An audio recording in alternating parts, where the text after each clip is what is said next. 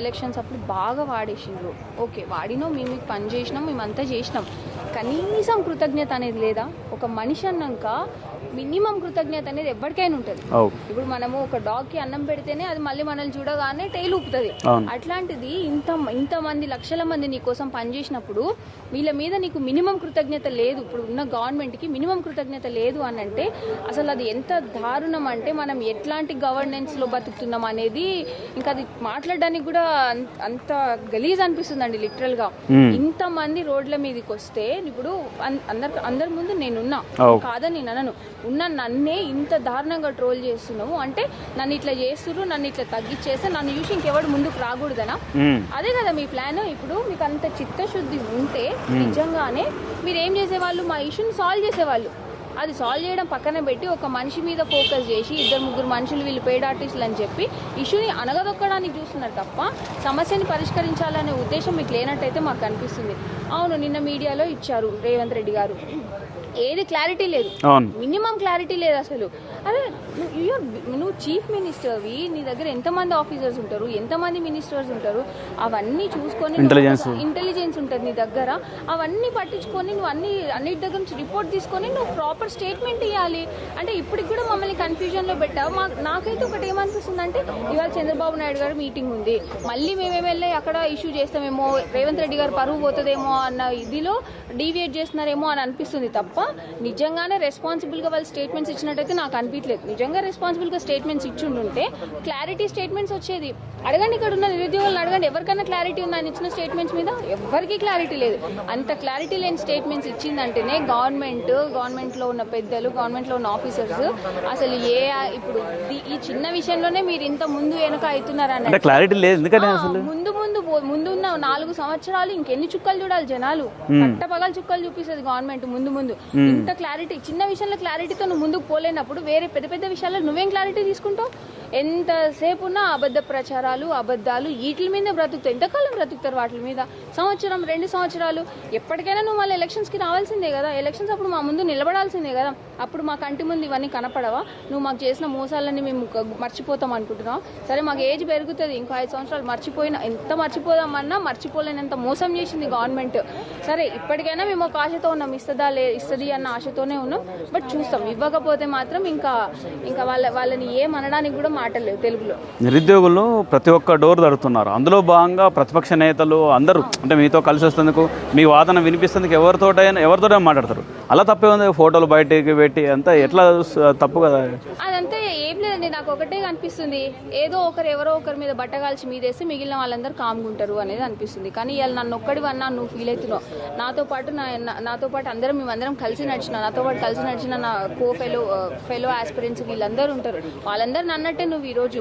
నేను నిజంగానే పైసలు తీసుకొని నిజంగానే నేను పెయిడ్ ఆర్టిస్ట్ని అయితే వాళ్ళందరూ నన్నట్టు. కానీ నేను తీసుకోలేదు. నేను నిజాయితీగా పనిచేసిన, నిజాయితీగా నా రైట్స్ కోసం నేను పోరాటం చేస్తున్నా. నా రైట్ కోసం ఫైట్ చేయడం ఇట్స్ మై డ్యూటీ. నాతో పాటు ఎవరికి ఇవ్వాలి వాళ్ళ డ్యూటీ అని ఫీల్ అయినరు కాబట్టి వచ్చిండ్రు. నా ఒక్క మాట బేస్ చేసుకొని ఎవరు రాలేదు. వాళ్ళకి కడుపు మండి, వాళ్ళకి అన్యాయం జరుగుతుందని ఫీల్ అయినరు కాబట్టి వచ్చిండ్రు. ఇంతమందిని ఇప్పుడు నువ్వు నన్నంటే ఇంతమంది నన్నట్టే కదా. ఎక్కడికక్కడ పోలీసులను పెట్టి నిర్బంధించినావు కదా. ఏం సాధించినావు నువ్వు? ఫైనల్గా ఏం సాధించినావు? ఇప్పుడు నీ మీద ఉన్న కోపం మాకు పోతుందా? పోదు కదా. నువ్వు ఏం చేయాలి? నీ మీద నా కోపం పోవడానికి ఏం చేయాలనేది ఆలోచించాలి. అట్లా కాకుండా నేను పట్టుకున్న కుందేలకి 3 కాళ్ళు, ఎంతసేపు ఉన్న లీగల్ ఇష్యూస్ ఇవే అని మాట్లాడుతున్నావు. కానీ నోటిఫికేషన్లోనే మెన్షన్ చేసినావు కదా. నువ్వు మెన్షన్ చేసి ఉంది ఎగ్జామ్ డేట్ కంటే ముందు వరకు నువ్వు ఎప్పుడైనా ఏమైనా చేంజ్ చేయొచ్చు అని ఉంది.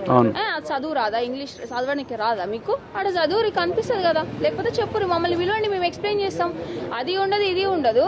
ఎవరో 2-3 తోతుల్ని అసలు ఏం సబ్జెక్ట్ లేని వాళ్ళని తీసుకుపోయి వాళ్ళని ముందేసి ఇంకా వాళ్ళు చెప్పిందే వేదం అని అంటే మరి ఇంతమంది ఇప్పుడు వాళ్ళు బాగానే ఉన్నారు, పవర్ ఉంది, అంత బాగున్నారు. మరి మేమేమవ్వాలి?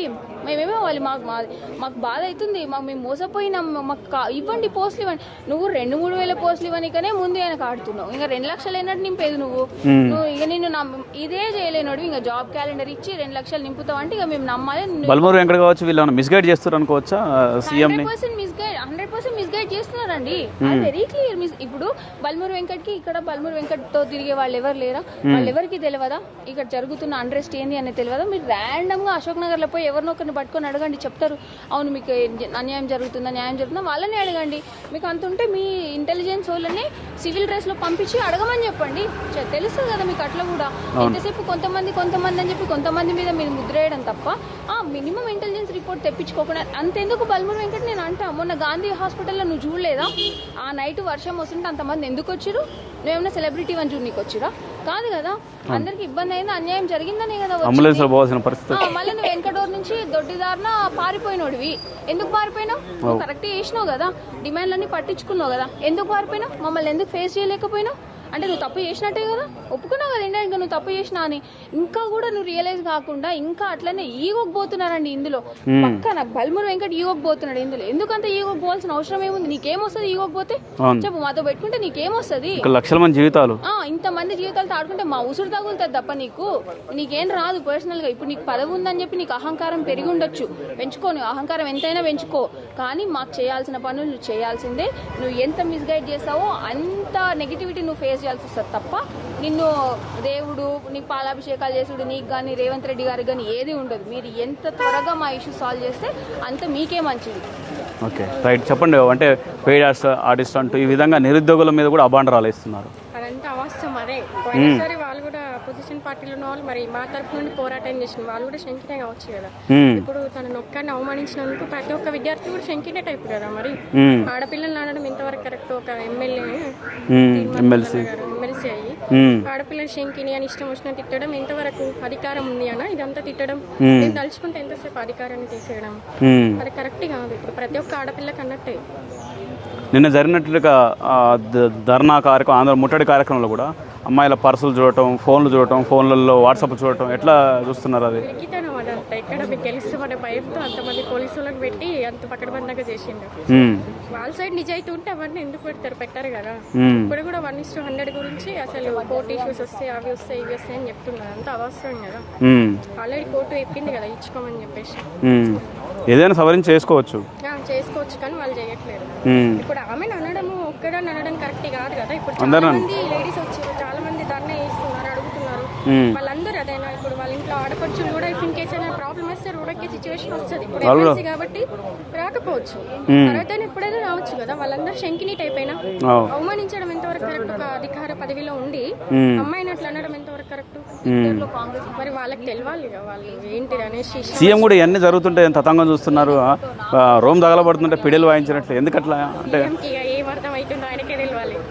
అప్పుడు అశోక్ నగర్కి వచ్చి అందరు విద్యార్థులు ఢిల్లీ పోవడానికి సమయం ఉంటుంది. కనీసం మీరు దిగులతో మాట్లాడడానికి 10 సెకండ్లు కాదు కదా, ఒక సెకండ్ కూడా టైం ఉంటలేదు ఆయనకు. మరి ఆ రోజు అశోక్ నగర్కి వచ్చి మాట్లాడింది కదా, స్పందించింది కదా, నిరుద్యోగులకు అన్ని విధాలుగా హామీలు ఇచ్చింది కదా. ఇప్పుడు ఏమైపోయింది మరి? అంటే నిరుద్యోగులు ఎటన్నా పోనీ అవసరం లేదు అనే కోణంలో ఉన్నాడు ఆయన. వాళ్ళ ఇంట్లో కూడా ఆడపిల్లలు ఉంటారు కదా. ఇట్లా చెప్తుండేంది ఇప్పుడు ఆమె అంటే మమ్మల్ని అందరూ అన్నట్టే, ప్రతి ఒక్క ఆడపిల్లని అన్నట్టే. ఇప్పుడు పోరాటం చేస్తున్న ప్రతి ఆడపిల్ల, మొన్న నిన్న వచ్చిన ప్రతి ఆడపిల్లని అన్నట్టే కదా. తను ఏంటంటే మీడియాకి ఫోకస్గా ఉంటుంది కాబట్టి తనని అనడం జరిగింది. ఇప్పుడు అందరూ ఉంటున్నారు కదా లోపల, బయట కూర్చొని స్టడీ హాల్స్లో కూర్చొని వీడియోస్ చూస్తూ వాళ్ళందరికి వచ్చినట్టే కదా. తను మా తరపు నుండి చేస్తుంది యాక్చువల్గా. ఇప్పుడు గ్రూప్ 2 అయినా ఏదైనా తను ఒక దీక్షతోనే తను అందరికీ ముందుండి నడిపిస్తుంది. తను కాంగ్రెస్ కోసం ప్రచారం చేసినప్పుడు ఏం కనపడలేదు. కనబడలేదు. రైట్ అంటే ఇది